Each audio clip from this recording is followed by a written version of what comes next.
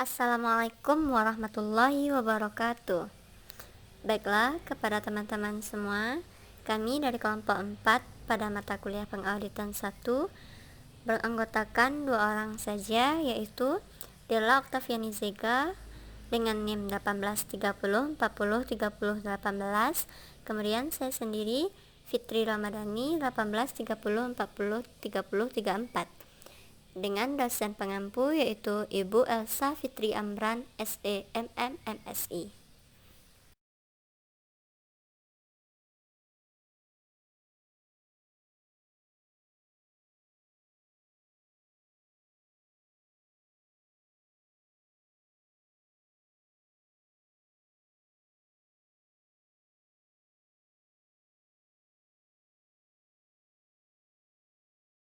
Baiklah, pokok pembahasan kita pada materi profesi akuntan publik dan kode etik akuntan ini ada 5, yaitu yang pertama organisasi akuntan publik, yang kedua peraturan terkait profesi, etika profesi, dan sertifikasi akuntan publik, yang ketiga ada standar profesional akuntan publik atau SPAP, dan International Standard on Auditing atau ISA.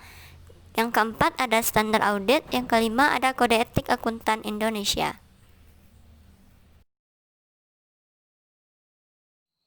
Baiklah, kita masuk kepada organisasi akuntan publik. Yang pertama itu ada IAPI, adalah Institut Akuntan Publik Indonesia yang merupakan asosiasi profesi akuntan publik di Indonesia.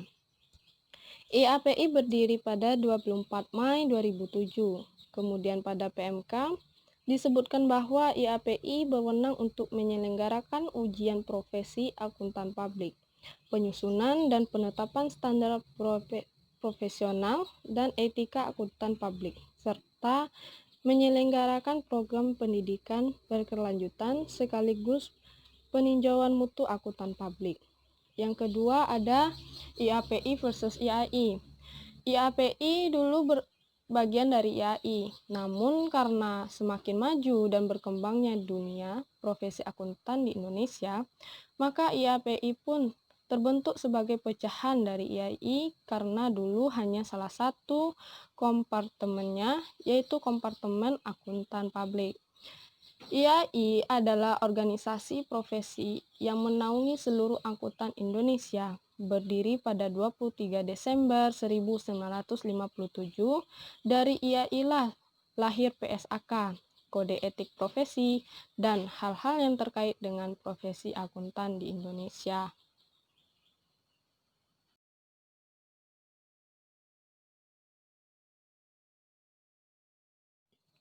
Yang ketiga ada P2PK, Pusat Pembinaan Profesi Keuangan, yaitu suatu unit di bawah naungan Sekretariat Jenderal Departemen Keuangan, memiliki tugas penyiapan rumusan kebijakan, pembinaan, pengembangan dan pengawasan atas profesi keuangan, yaitu akuntan, akuntan publik, teknisi akuntansi, penilaian publik, dan aktuaris. Yang keempat, KAP versus KJA. Kantor Akuntan Publik atau KAP adalah badan usaha yang telah mendapatkan izin dari Menteri Keuangan sebagai wadah bagi akuntan publik dalam memberikan jasanya.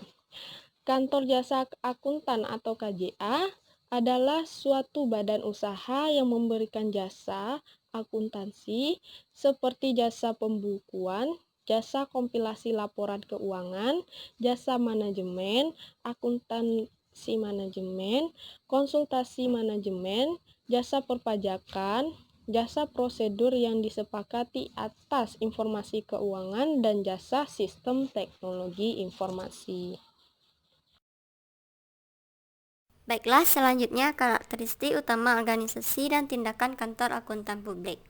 Yang pertama, struktur organisasi perusahaan kantor akuntan publik atau disingkat dengan KAP hadir sebagai entitas yang terpisah untuk menghindari hubungan majikan karyawan dengan klien. KAP memiliki struktur organisasi yang berbeda, yang menjamin dilakukannya review teknisitas setiap penugasan oleh partner yang ahli dalam industri klien. Kebijakan dan prosedur harus memastikan bahwa pekerjaan yang dilaksanakan memenuhi standar profesi yang berlaku, persyaratan peraturan, dan standar mutu KAP itu sendiri. Yang kedua, menjalankan perusahaan. KAP harus mempekerjakan staf profesional yang cukup untuk melakukan berbagai keahlian, ikut serta dalam pendidikan profesi berkelanjutan, serta kegiatan pengembangan profesi yang memungkinkan para staf memenuhi tanggung jawab yang diberikan. Yang ketiga, peer review atau pemantauan praktik adalah review oleh akuntan publik atas ketaatan KAP pada sistem pengendalian mutu kantor itu sendiri.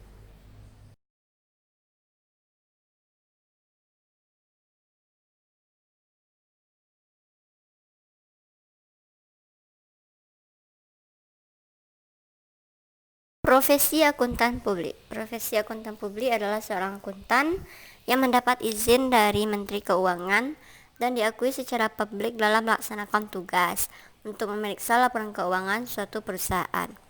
Nah, profesi akuntan publik ini bertanggung jawab untuk menaikkan tingkat keandalan pada laporan keuangan perusahaan tersebut, sehingga masyarakat memperoleh informasi laporan keuangan yang andal sebagai dasar pengambilan keputusan. Selanjutnya, dasar hukum yang mengatur profesi akuntan publik itu ada dua. Yang pertama, peraturan Menteri Keuangan, yang kedua, peraturan OJK. Peraturan Menteri Keuangan tercantum dalam dua bagian juga. Yang pertama, PMK nomor 154 garis miring PMK 01 2017. Selanjutnya, PMK nomor 155 garis miring PMK 01 2017.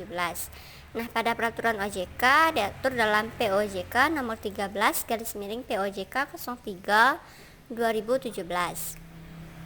Selanjutnya yaitu etika profesi, yaitu bagaimana sikap, tingkah laku, dan perbuatan dalam melaksanakan tugasnya dan dalam kehidupan sehari-hari.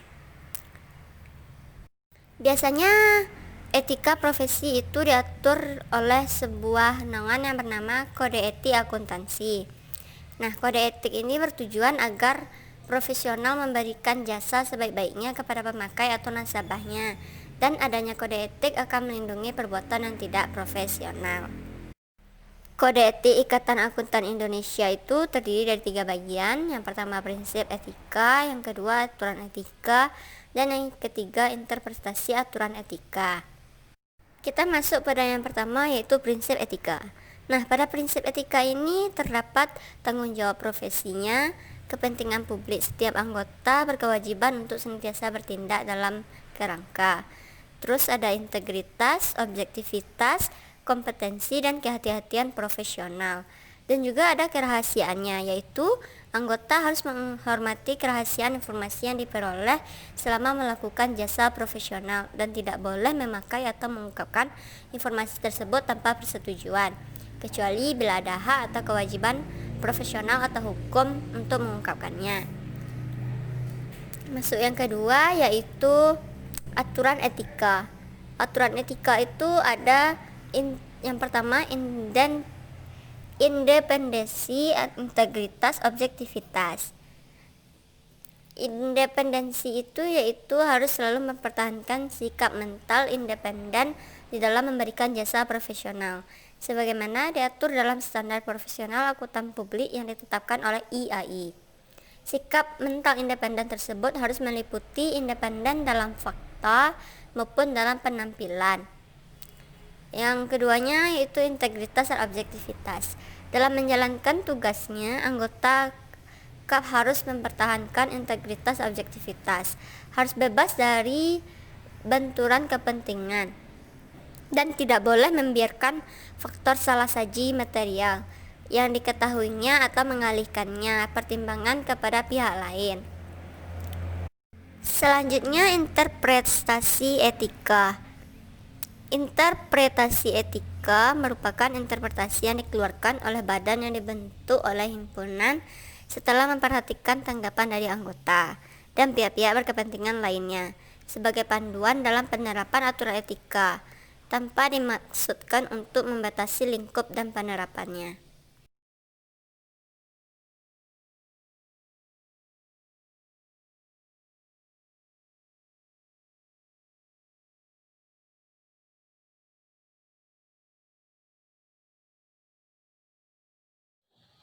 Baiklah, kita masuk kepada sertifikasi akuntan publik IAPI.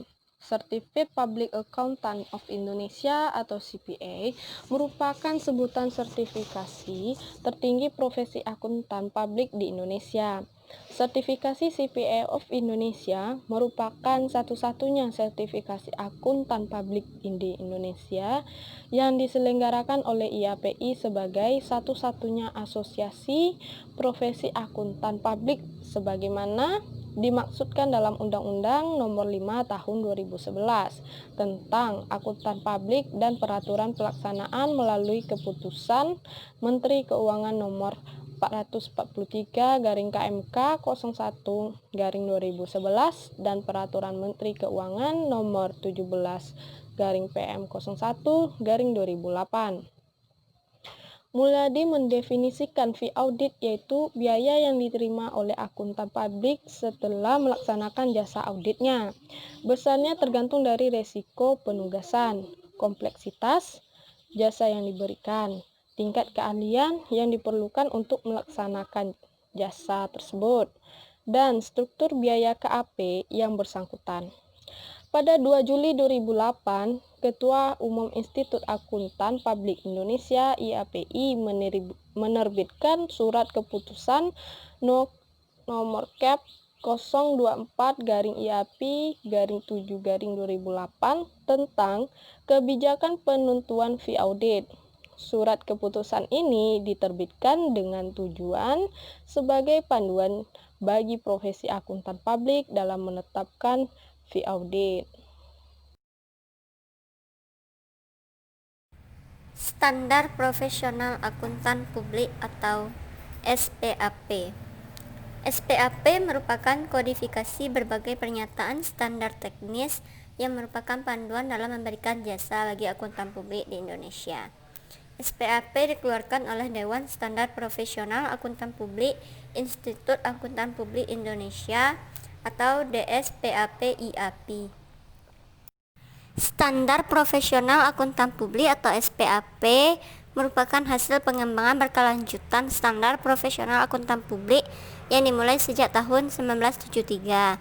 Pada awal perkembangannya, standar ini disusun oleh suatu komite dalam organisasi Ikatan Akuntan Indonesia atau IAI yang diberi nama Komite Norma Pemeriksaan Akuntan. Standar-standar yang tercakup dalam SPAP adalah standar auditing, standar atestasi, standar jasa akuntansi dan review, standar jasa konsultasi, standar pengendalian mutu. Standar auditing adalah standar atau aturan kriteria yang ditetapkan dan disahkan oleh Institut Akuntan Publik Indonesia atau IAPI. Selanjutnya, standar atestasi yaitu suatu pernyataan pendapat atau pertimbangan yang diberikan oleh seseorang yang independen dan kompeten yang menyatakan apakah asersi suatu entitas telah sesuai dengan kriteria yang ditetapkan. Standar jasa akuntansi dan review memberikan kerangka untuk fungsi non-atestasi bagi jasa akuntan publik yang mencakup jasa akuntansi dan review. Sifat pekerjaan non-atestasi tidak menyatakan pendapat. Hal ini sangat berbeda dengan tujuan audit atas laporan keuangan yang dilaksanakan sesuai dengan standar auditing.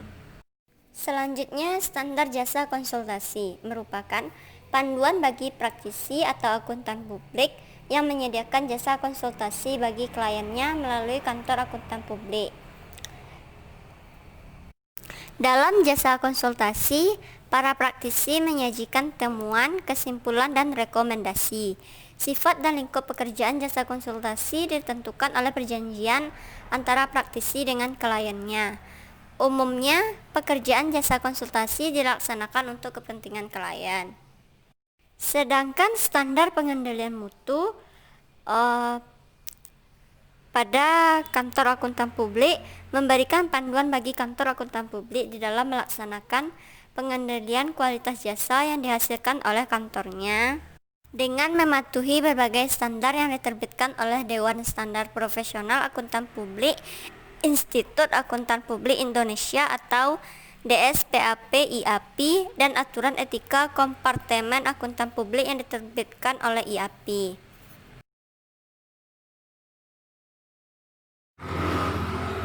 Baiklah, selanjutnya tentang internasional standar on auditing. Standar internasional tentang auditing adalah standar profesional untuk audit informasi keuangan. Standar ini dikeluarkan oleh Federasi Akuntan Internasional melalui Dewan Standar Audit dan Jaminan Internasional. Menurut Alung MCAO, memandu auditor untuk menambah nilai pada penugasan sehingga membangun kepercayaan investor. Standar tersebut mencangkup berbagai bidang audit, termasuk tanggung jawab masing-masing, perencanaan audit, pengendalian internal, bukti audit, penggunaan pekerjaan ahli lain, kumpulan audit, dan laporan audit, dan standar untuk bidang khusus.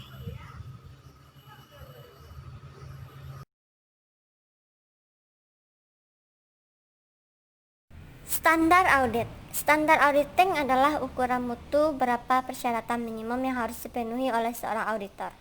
Ada 10 standar yang ditetapkan dan disahkan oleh Institut Akuntan Publik Indonesia atau IAPI. Di antaranya yaitu standar umum, standar pekerjaan lapangan, dan standar pelaporan beserta interpretasinya. Standar auditing merupakan pedoman audit atas laporan keuangan historis. Standar auditing yang terdiri dari 10 standar dan dirinci dalam bentuk standar perikatan audit atau SPA. Dengan demikian, SPA merupakan penjabaran lebih lanjut masing-masing standar yang tercantum di dalam standar auditing.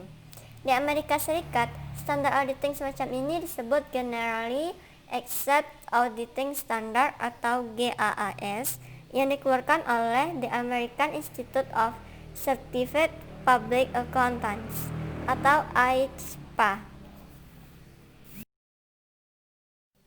Baiklah, kita masuk pada materi yang terakhir, yaitu Kode Etik Akuntan Indonesia.